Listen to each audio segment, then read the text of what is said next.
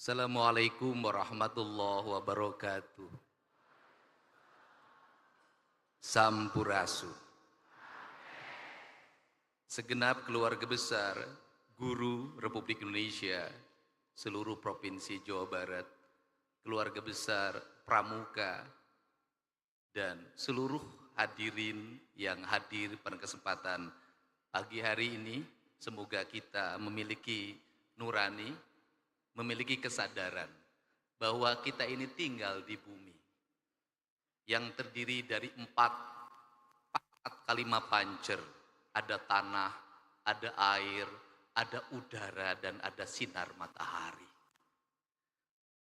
Pramuka itu mengajarkan sebuah nilai fundamen. Kalimat yang sangat kuat dalam pikiran saya adalah kalimat cinta alam dan kasih sayang sesama manusia.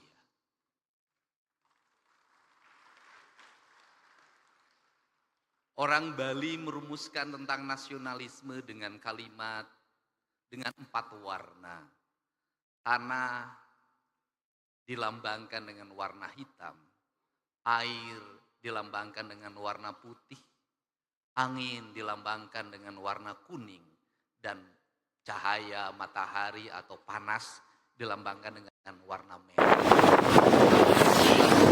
Konsistensi bagi orang Bali dengan ajaran Trihita Karana. Dan kalau kita mau melakukan pengkajian secara mendalam, itu sama dengan ajarannya Wiwitan. Lama kita masuk dalam sebuah kerangka berpikir bahwa itu dalam kaidah agama kita dianggap sebagai perbuatan kemusyrikan. Dengar Wiwitan penuh dengan ketakutan. Maka saya lama sekali menghadapi itu dengan penuh kesabaran. Deddy Mulyadi representasi dari Wiwitan. Deddy Mulyadi pemimpin yang senantiasa mengembangkan kemusyrikan. Dan saya menerima itu dengan lapang dada. Kenapa? Bagi saya tidak masalah saya disebut musyrik. Tidak masalah saya disebut kaum Wiwitan. Yang penting saya bisa menyelamatkan gunung-gunung. Yang penting saya bisa menyelamatkan hutan-hutan. Dan yang penting saya bisa menyelamatkan lautan. Kenapa? Tanpa gunung, tanpa hutan, dan tanpa lautan, Indonesia tidak akan pernah ada lagi. Saya di sini ada orang yang saya kagumi ketika saya masih kuliah semester 1. Dan sempat mengundangnya acara maulid di STH Purnawarman Purwakarta, Kiai Haji Miftah Farid. Saya ucapkan terima kasih. Ada Ketua Surya NU Provinsi Jawa Barat, Kiai Haji Abun Bunyamin. Kemudian ada dosen yang kontroversial pada saya jadi bupati mau nemenin saya. Dan saya angkat waktu itu menjadi tim kebangsaan. Profesor, nih ada sekarang jadi pengurus. Pak Samuh, terima kasih. Terima kasih. Dan ada guru saya waktu SMA, guru agama, saya sempat dilempar pakai batu karena rambut saya gondrong. Itu Pak Anang sekarang jadi ketua Baznas. Tadi suntangan sama saya, jangan, saya bilang guru. Jadi ini orang-orang yang saya kenal. Dan kita tidak akan bisa berkumpul di sini kalau tidak diizinkan oleh jajaran IPDN. Kok gedungnya bagus, suara sound systemnya indah. Tadinya saya mau berpikir bikin gedung baru. Nggak jadi, udah aja mending pakai IPDN, nggak usah bangun lagi. Seluruh jajaran pimpinan daerah Kabupaten Sumedang, Pak Bupati, Pak Kajari, Pak Dandim, yang mewakili Kejaksaan Tinggi, Kapolda, dan yang mewakili juga Pangdam 3 Siliwangi. Ini Gus Muafik ini, Kak Kuarnas, ini mitra saya waktu Komisi 4, Kepala Bulog. Dan saya ingat betul, kenangan yang ada, saya ada di channel saya, Pak. Bapak ngasih uang pada anak yang jualan yang saya bawa dari Subang, Pak, ke gedung DPR. Saya ingat. Dan yang paling utama ini ada turunan Galuh yang support saya terus-terusan. Kang Dede Yusuf, Macan Effendi. Mudah-mudahan macannya ada lagi, Pak, karena sekarang macan mulai kehilangan hutannya. Semua yang hadir, saya mohon maaf kalau tidak bisa menyebutkan satu persatu Ketua PGRI Jawa Barat. 1 miliarnya nanti kita akan bawa lagi ke Sumatera. Dan kita nggak usah membeli makanan dari sini, nggak usah beli beras dari sini. Kita bawa uang, Pak. Karena yang diperlukan oleh pengungsi hari ini adalah uang. Toko sudah mulai buka, warung sudah mulai buka. Yang tidak punya adalah mereka uang. Kalau mereka makan mie tiap hari terus juga kasihan juga. Nanti kita bawa uang dibagikan agar ekonominya muter. Cara saya menyikapi sesuatu pakai kitab. Kitabnya itu ada dalam pikiran dan perasaan saya.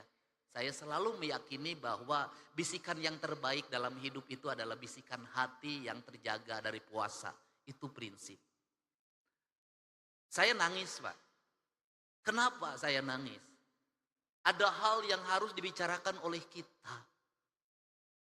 Kita tiap hari ngomong tentang Negara Kesatuan Republik Indonesia.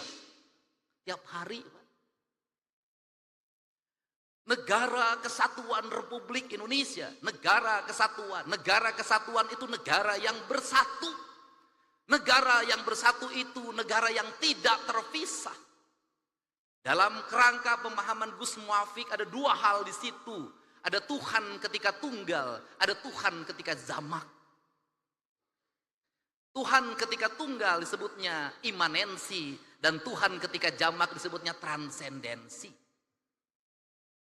Ritualitas kita sudah sangat taat orang Indonesia terhadap ritualitas. Umroh ngantri, haji ngantri. Luar biasa ritualitas kita. Masjid terbangun di mana-mana dengan indah. Tetapi ada 2 hal yang hilang tercerabut dalam tradisi agama kita adalah kita mencintai Tuhan tapi lupa terhadap hukum Tuhan. Hukum Tuhan yang benar, yang tidak perlu ditafsirkan, yang tidak melahirkan mazhab, yang tidak melahirkan kelompok, yang tidak melahirkan ormas adalah hukum alam. Hukum matahari tidak akan pernah berubah. Hukum tanah tidak akan pernah berubah. Hukumnya air tidak akan berubah. Hukumnya udara tidak akan pernah berubah. Tidak perlu pakai tafsir. Karena tidak perlu pakai tafsir, dalam pandangan saya, mencintai Allah berarti tunduk dan patuh pada apa yang ditentukan oleh Allah. Ketundukan dan kepatuhan kita pada apa yang ditentukan oleh Allah adalah ketundukan dan kepatuhan kita pada kausalitas, pada sebab akibat, pada hukum alam, hukum yang universal, yang di seluruh negara sama itu hukumnya. Sehingga seorang nasionalis, dia akan menangis ketika hutannya dibabat. Seorang nasionalis, dia akan menangis ketika hulu-hulu sungainya diuruk. Seorang nasionalis, dia akan menangis ketika mata airnya makin mengering.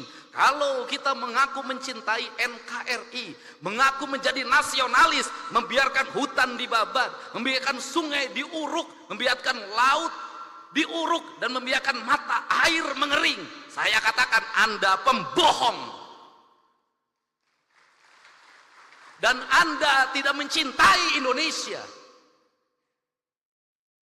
Saya secara pribadi hari ini anak-anak muda, Kak Kuarnas mulai posting. Di media sosial mereka menggugat, Pak. Apa yang mereka gugat? Belanda menjajah Indonesia 350 tahun.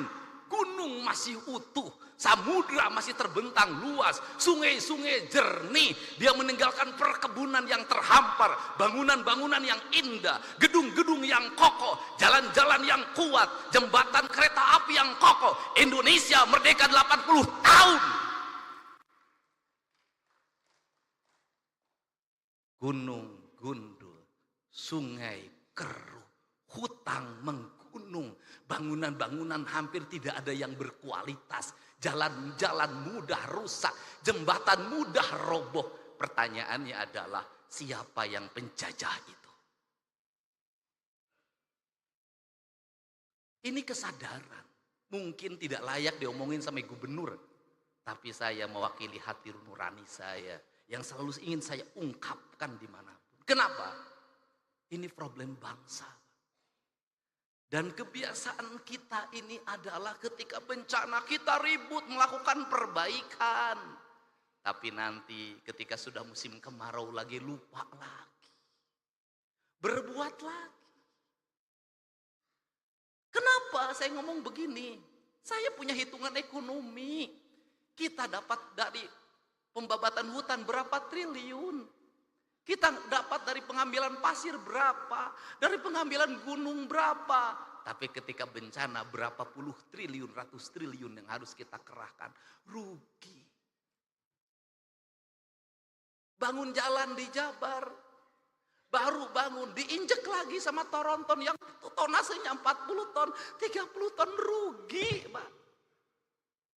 Dan semua orang diam, berdiri seperti patung.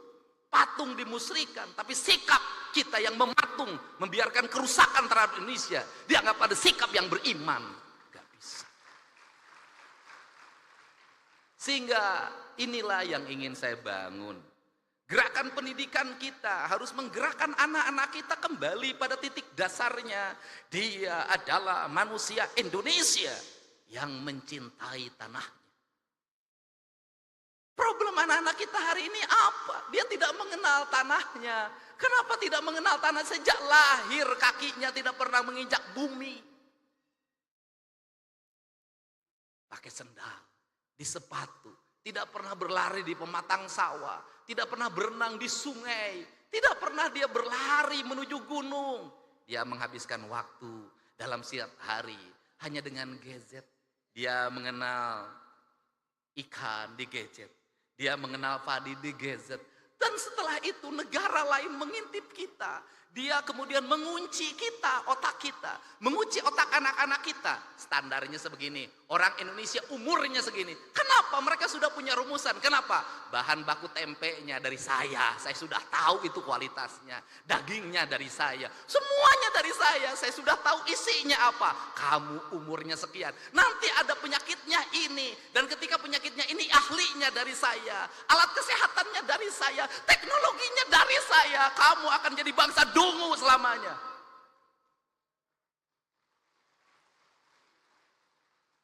Saya tahu yang begini, Pak.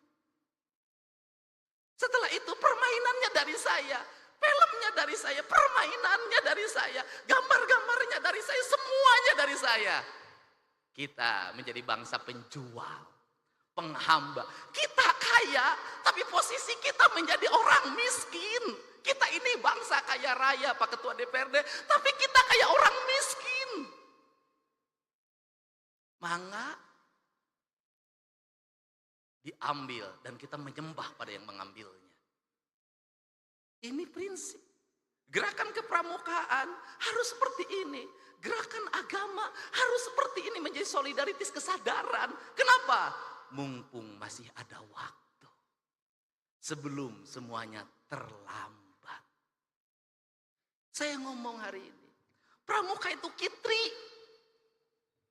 Pertanyaan saya, siapa yang nanam kelapa hari ini? Tiap hari, itu dalam tradisi Sunda itu sebenarnya nggak boleh dawegan itu. Dawegan itu sakral aja, hanya untuk sesajen. Itu nggak boleh. Kenapa? Itu pantangan pamali. Saya tahu kalau yang mudanya diambil terus, yang tuanya tidak akan lahir.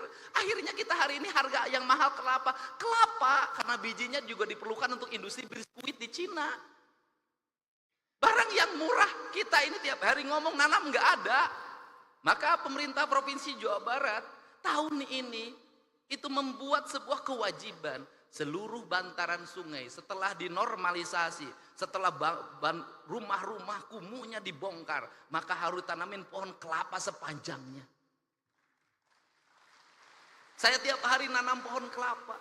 Kenapa? Ini pohon yang paling kokoh. Kemudian nanti itu apa yang dilahirkan dari pohon kelapa itu minyak.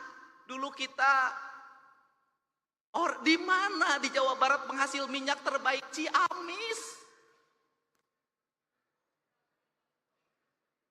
Minyak keletik. Saya tahu betul pada saat minyak keletik dikonsumsi oleh kita, dikembangkan pikiran bahwa minyak keletik itu mengandung kadar kolesterol tinggi, berbahaya bagi kesehatan. Terus itu. Yang baik itu adalah minyak sawit. Sekarang dibalik lagi, yang terbaik itu adalah minyak kelitik barat. Itu begitu. Kamu ketinggalan. Yang bagus ini. Saya katakan, saya bertemu dengan orang-orang yang pinter. Dia ketawa. Apa itu? Kalian itu menuju ke tempat saya pergi. Kenapa? Kita ngikuti peradabannya orang lain sudah meninggalkan peradaban itu, dia menuju ke peradaban kita. Makanya saya berulang-ulang, kenapa saya mulai dari isu Sunda? Kenapa? Karena orang Jawa Barat itu Sunda, tadi diceritakan. Pada saat Nabi Muhammad lahir, kita sudah ada Salahkan Negara, sudah ada Taruman Negara, sudah ada Galuh. Artinya apa? Pada saat orang lain jahiliyah, kita ini sudah berperadaban. Dari sisi sebagai bangsa, saya sangat bangga sekali pada saat Nabi Muhammad diutus untuk mencerahkan pikirannya orang Jazirah Arab. Orang Sunda sudah punya kerajaan, orang Sunda sudah punya peradaban, orang Sunda sudah punya sistem, dan hidupnya tidak pernah berperang dan berbunuh-bunuhan. Sehingga kujang, jangan salah, kujang bukan alat perang, kujang adalah alat sistem pertanian. Bangsa Sunda tidak pernah berperang. Hidupnya menjunjung tinggi apa? Dedehan, welasan, asihan, nulung kanu butuh, nalang kanu susah, nganter kanu sieun, nyaangan kanu poekeun, saudara. Sehingga menjadi bangsa defensif. Kenapa menjadi bangsa defensif? Tanahnya sudah subur. Gak usah, biasanya bangsa yang suka perang itu adalah bangsa yang di tanahnya kering. Dia mencari sumber energi, dia mencari sumber pertanian. Kita mengesagala ayak, makanya gaya hidupnya si Kabayan. Kenapa gaya hidup si Kabayan? Bari ngagerek ceuri ge nuna bubuk menang lauk. Sederhana. Kenapa jadi begini hari ini? Karena hari ini di Jawa Baratnya sudah ada keragaman orang. Dari Sumatera, dari Kalimantan, dari Jawa Tengah, dari Jawa Timur. Semuanya hidup bersatu di sini. Maka sekarang kita berkompetisi. Nggak bisa ngandelin lagi ngagerek ceuli. Lamun ngagerek ceuli mana? Ceuli terus kayak manajer benang ku batur. Alam. Makanya dirubah lagi oleh saya. Harus kecekatan, tepat waktu, efektif. Dan saya contohkan di acara-acara provinsi, MC cuman pertama. Kesininya nggak usah. Kenapa? Menghambat waktu dan cermin orang bodoh. Kenapa cering orang bodoh? Itu jadi gubernur yang nggak ngerti apa-apa.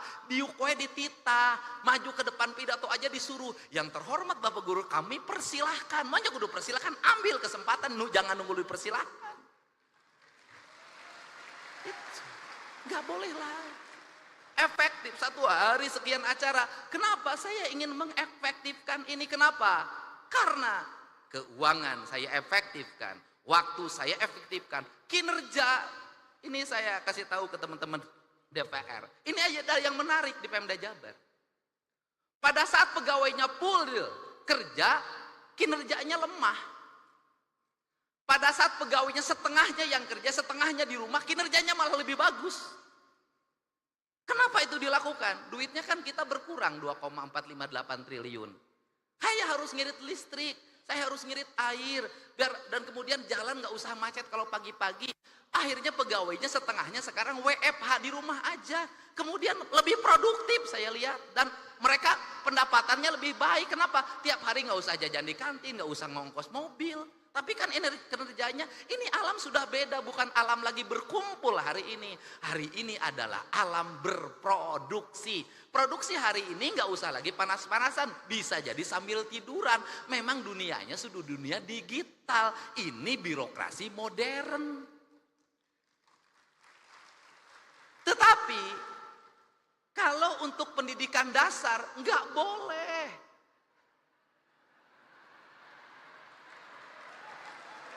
Nggak boleh. Kenapa? Yang dibentuk adalah karakter manusia, bukan mesin. Kalau SPJ bisa dibuat di rumah, klik kirim. Tapi pembentukan karakter nih yang Sukma Ayah harus belajar baca, nggak bisa. Yang diurus adalah hati, bukan mesin. Yang diurus bukan angka-angka, tapi manusia.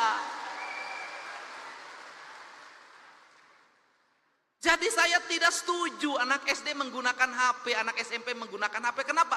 Pembentukan karakter dasar. Mereka harus tahu cara minum, mereka tahu cara makan, mereka harus bisa berlari, mereka harus bisa berjalan, mereka harus bisa bernyanyi, mereka harus bisa baca sastra, mereka harus bisa main musik, mereka harus bisa berinteraksi sosial. Kerakyatan yang dipimpin oleh hikmah kebijaksanaan dalam permusyawaratan perwakilan. Ya harus manusia. Pada akhirnya, yang dunia digital juga ada waktunya bertemu. Kenapa? Karena rindu tak pernah tertahan. Nanti ada kangennya, pegawai-pegawai Pemda kangen berkumpul. Sebulan sekali bertemu, kenapa? Karena rindu itu tak bisa hanya dengan video call. Tidak hanya dengan chat. Pada akhirnya kita adalah manusia nyata, bukan manusia maya. Nah, kerangka ini harus dibangun. Sehingga apa? Ini tantangan buat MUI. Kalau selama ini selalu dikatakan dosa besar itu berzina. Ya. Judi, iya. Tapi menurut saya, hari ini harus ada yang ditingkatkan. Dosa yang paling besar itu adalah merusak alam. Paling besar yang berzina hukumnya dirinya dan istrinya dan keluarganya. Tapi membabat hutan di Ciwidey, membabat hutan di Pangalengan, banjir lumpur, triliunan uang dikeluarkan menormalisasi Citarum, pada akhirnya tidak bermakna karena lumpur gunung masuk Citarum dan meluap. Berapa penderitaan yang dialami oleh banyak orang. Dan sebaik-baiknya manusia adalah yang bermanfaat bagi orang lain, dan seburuk-buruknya manusia adalah yang melakukan kerusakan di muka bumi. Kenapa? Karena kerusakan alam memperpendek umur bumi. Bukan hanya umur dirinya, tapi umur bumi. Mempercepat proses kiamat. Dan sekarang kiamat mungkin terjadi karena teman saya namanya Ahmad sudah punya cucu. Dia dipanggil kiamat sekarang. Ini para bupati hadir, terima kasih. Ini penting Pak. Jadi apa concern kita, agama kita hari ini? Saya kemarin ketemu dengan ketua Persis, ketua Muhammadiyah, ketua NU. Saya bilang fikih yang paling kuat hari ini adalah fikih lingkungan. Kenapa? Malu Pak. Anak-anak muda sekarang tuh tidak seperti kita. Kita masih jaga-jaga kalau ngomong. Anak muda sekarang tuh berani posting Pak. Dan berani mencaci maki orang tuanya. Dia ngomong begini, kan kita malu kalau digituin. Orang Indonesia ini paling banyak berdoa. Tapi orang Indonesia itu paling banyak bencana. Kan malu digituin. Orang Indonesia itu paling banyak berdoa. Tapi paling banyak orang yang sengsara. Orang Indonesia itu paling banyak berdoa. Tapi buang sampahnya di sungai. Buang sampahnya di mana saja. Membabat pohon itu bukan hanya 1 meter, tapi ribuan kubik, jutaan kubik, menimbulkan kesengsaraan dan itu dibiarkan. Padahal tiap hari kita berdoa pada Allah, kita ingin dijauhkan dari bencana. Kita tiap hari berdoa pada Allah, ingin dijauhkan dari bencana. Tapi menurut saya doa ini tidak akan bermakna kalau yang menjadi penyebab bencana terus dilakukan tanpa henti. Kita bicara hakikat, tapi syariatnya tetap terjadi kerusakan, tak ada makna. Untuk itu, maka saya sampaikan, ini tantangan bagi pramuka. Hari ini, Pemda Jawa Barat mulai menanami pohon-pohon enteh-enteh, areal perkebunan enteh yang kosong, itu ditanamin oleh anggaran provinsi, orangnya digaji. Kita punya rencana juga dan akan berjalan dan Januari efektif. Orang yang nanam pohon dan ada sekian satu orang 2 hektar, itu saya gaji setiap bulannya sampai pohonnya nanti besar. Kenapa? Ini sebuah kepentingan. Ada 2 dimensi yang ingin dilakukan di situ. Yaitu yang pertama adalah dimensi alam yang harus terselamatkan. Yang kedua adalah dimensi sosial ekonomi, di mana rakyat kita butuh uang. Saya jujur, ini ada sayuran tapi tetap saya kritik. Apa yang dikritiknya adalah mohon engkol, wortel, kemudian buncis, yaitu tanaman yang dibawa oleh Belanda. Itu makanannya orang Eropa. Di orang Indonesia nyebutnya sop. Bedanya adalah kalau orang Eropa makan sup itu sebelum makan. Makan sup itu sebelum makan. Kemudian dikasih dagingnya daging yang bermutu. Orang Indonesia itu adalah makan sop keur muludan. Dagingnya make gaji. Terus dalam posisi tidak panas. Dimakannya oleh ajengan oleh kiai setelah ceramah jam 12. Kebayang, Pak? Sop dikasih nasi pakai gaji, tidak panas, dimakan oleh ajengan jam 12 malam. Wajar kalau banyak para penceramah yang tukang ceramah hari ini jantungnya bermasalah. Ini fakta, Pak. Serius saya. Nah, ini tanaman Eropa dibawa. Dan memang ini tanaman itu harus nyari daerah dingin. Jadi kalau ini terus berkembang dan dipacu produksinya, saya katakan nggak usah waktu lama, Pak. Gunung di Jawa Barat rontok semuanya. Kenapa? Tanaman ini sekarang sudah naik ke arah Cikurey. Tanaman ini sudah naik ke arah Gunung Wayang, ke arah Gunung Windu. Dan itu saya berkomitmen siang ini mau saya kumpulkan untuk nggak boleh lagi alih fungsikan lagi tanamin kopi, tanamin duren, tanamin kayu-kayuan, tanamin teh. Udah saya biayai oleh provinsi. Kenapa? Kalau provinsi mengeluarkan 1 triliun itu kecil. Kalau bencana lebih dari segitu yang harus dikeluarkan. Bapak mau lihat di mana? Mau lihat Lembang. Terakhir saya pesan, Pak. Bukan nakut-nakutin, Pak. Karakter Sumatera itu sama dengan karakter Jawa Barat, Pak.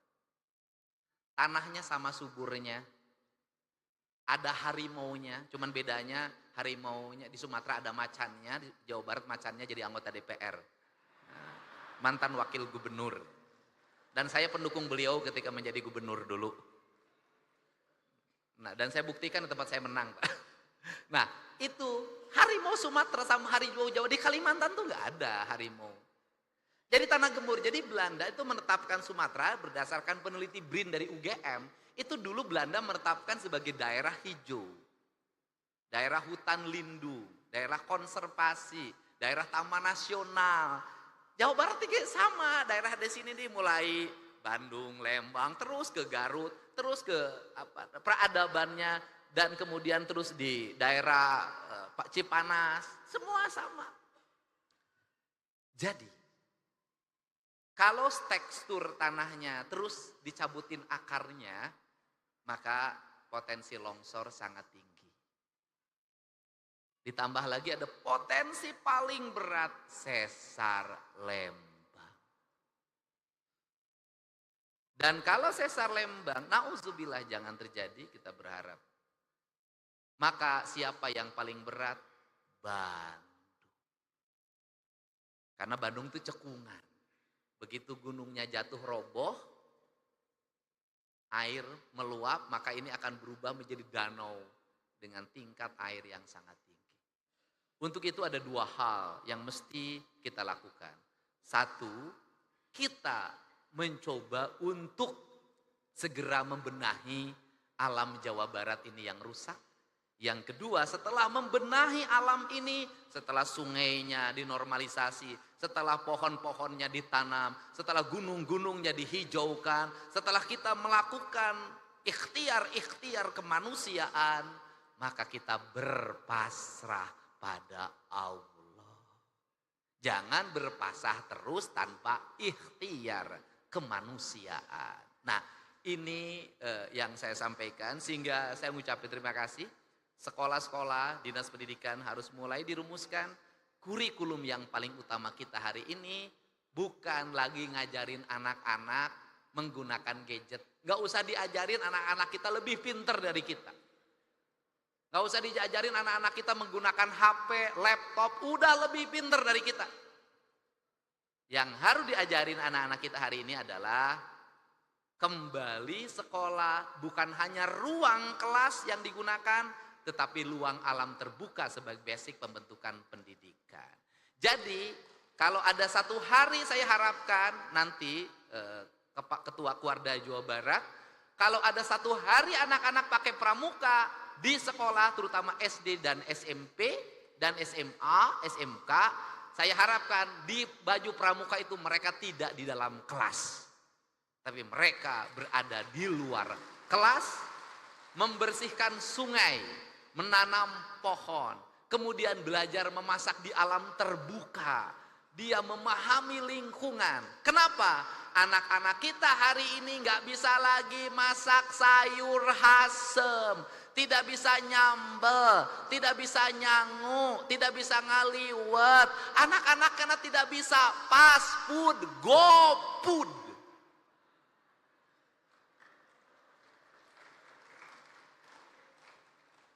Dan saya katakan saya bukan menakut-nakuti. Kalau anak-anak kita mengkonsumsi makanan-makanan kelas rendahan, umurnya terbatas. Penyakitnya banyak. Anak kita enggak lagi pagi-pagi minum teh manis pakai gula aren. Enggak ada, langsung kemasan. Berwarna, kemudian bergula, bersoda. Sehingga umur 18 tahun banyak yang gagal ginjal, umur 20 tahun kena diabetes. Orang lain senang lihat kita, senang. Kenapa? Generasi muda Indonesia lemah. Kenapa mereka senang? Kekayaan alamnya melimpah. Dan di negara yang kekayaan alamnya melimpah, negara itu harus hati-hati. Karena dia bidikan banyak orang. Untuk itu saya ini yang menegaskan kembali lagi. Karena pramuka itu ngajarin itu semua. Dan yang berikutnya lagi pesen. Kalau perkemahan-perkemahan harus dihidupkan lagi. Kerjasama TNI Polri menjadi pembimbingnya.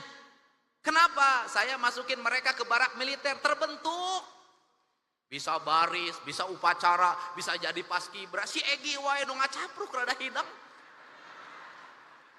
Ini manfaatin KDD, Kak Herman. Jadi saya ingin nanti yang dikirim ke barak marinir, ke barak TNI AU, ke barak TNI Angkatan Darat, anak-anak sudah berbaju pramuka. Pendidikannya di situ.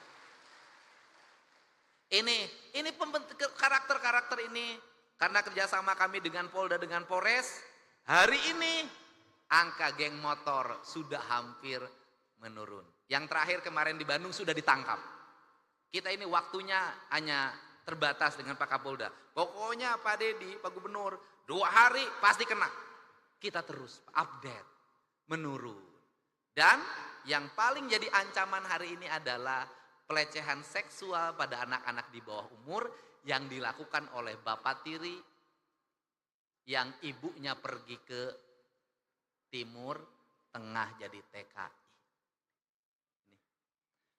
Nanti saya sih pengen bikin moratorium sajalah. Tidak boleh seorang ibu meninggalkan anak balita untuk bepergian ke luar negeri. Saya pengen begitu. Dah. Terutama meninggalkan anak perempuan. Udahlah, saya kemarin sudah nangkep lagi di Sukabumi. Terakhir, jadi gubernur konten itu manfaatnya ternyata banyak. Saya tiap hari tuh bacain TikTok. Yang satu masalah pelecehan seksual, langsung telepon Kapolda, cepat ditangkap. Yang ini masalah apa lagi? Pokoknya ayo nama kabeh ka Pak Dedi. Tapi bagi mereka yang punya ibu rumahnya robah, anaknya jangan teriak-teriak Pak Dedi, atau yang punya kewajiban pertama adalah anaknya. Pak Dedi, tolong ibu saya rumahnya Pak Dedi gentengnya bocor kusia atau etama. Nah sia teu hidem. Pak Dedi ibu saya sakit kusia etama. Itu loh.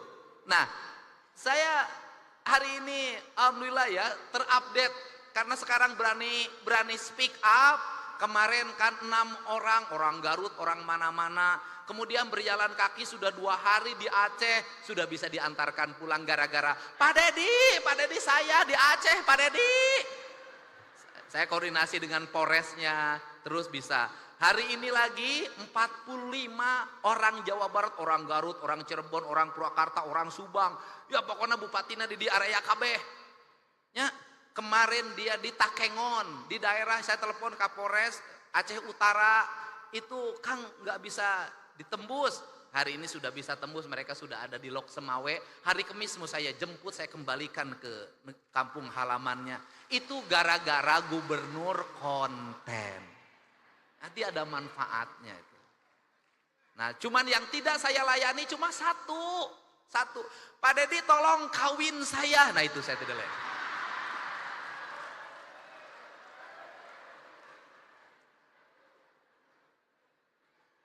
Kenapa saya sudah ngomong untuk urusan itu? Gus, omongan saya apa? Janji politik pasti saya tepati, tapi janji menikahi belum tentu saya turuti.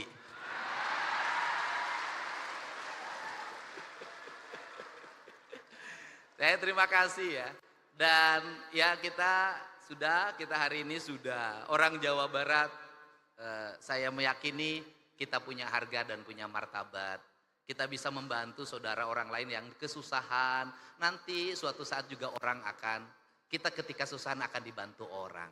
Jadi itu ciri khas hidup kita. Dan jangan ngomong ngapain juga. Itu ke Sumatera pada di Bandung banjir. Ya. Sumatera ge loba urang Sunda sia teh.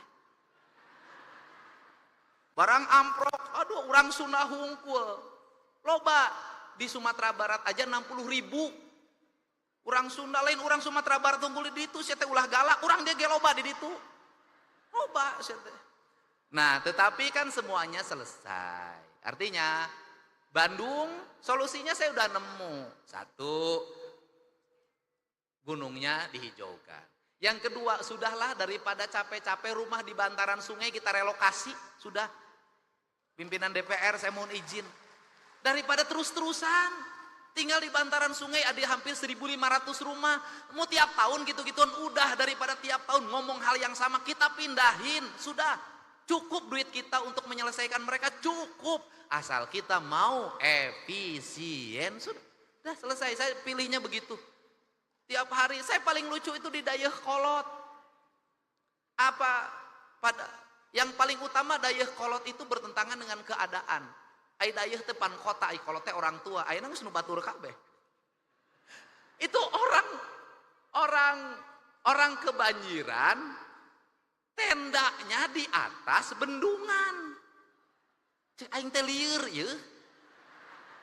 Ini air di atasnya ka Dede. Di atasnya di situ bikin tenda eueuh deui tempat cenapa? Ai lamun aya caing keker hees kumaha? Aduh. Dan doakanlah saya tetap jadi gubernur yang duda lah, udah. Kenapa? Saya naik pesawat, saya lihat Bupati Cianjur mukanya pucet. Karena pesawat Susi Air itu turun pertama di Langsa. Itu bandaranya itu asalnya ketutup sama pohon, ditebangin dulu. Saya lihat Bupati Purwakarta pucet, Wali Kota Depok pucet. Kang Dedi kenapa? Mukanya senyum terus. Siapa boga pamajikan aya nu dipika berat, aing mah henteu tenang we.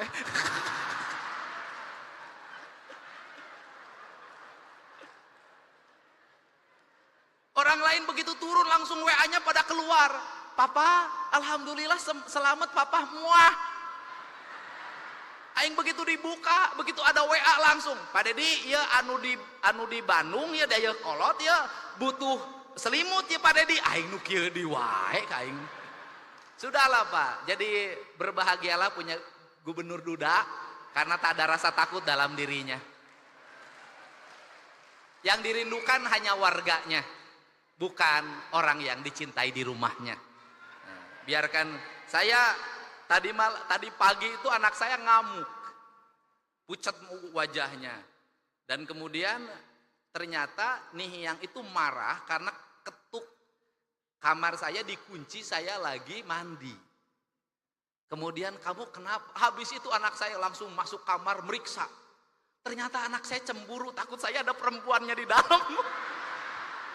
Udah Nihiang, kan ayah sudah ngasih tahu, ayah tidak mungkin bawa perempuan di hadapan Nihiang, kan gitu.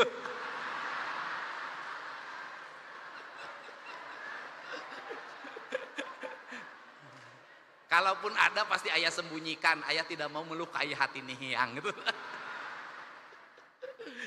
Ya, orang lain berpikir ngemadu, saya satupun belum pernah bertemu. Alhamdulillah ya. Terima kasih ya, mudah-mudahan sehat. Terima kasih pada Baznas, bukan pada Baznas sebenarnya. Kalau Baznas mah nampung doang. Terima kasih pada ASN Jawa Barat yang membayar zakat lewat Baznas. Sumbangannya bukan dari Baznas, sumbangannya dari wajib zakat Jawa Barat. Baznas mah nganterkeun hungkul. Betul nggak? Jangan dibilang ini sumbangan Baznas lain, tinu boga zakat. Gitu ya. Saya ucapkan terima kasih. Hari ini dapat 1 miliar dari PGRI. Terima kasih. Nanti kita sampaikan langsung pada yang berhak. Mudah-mudahan badai pasti berlalu. Dan selanjutnya sudah ada? Ya. Nah, kita selalu kangen pada dia.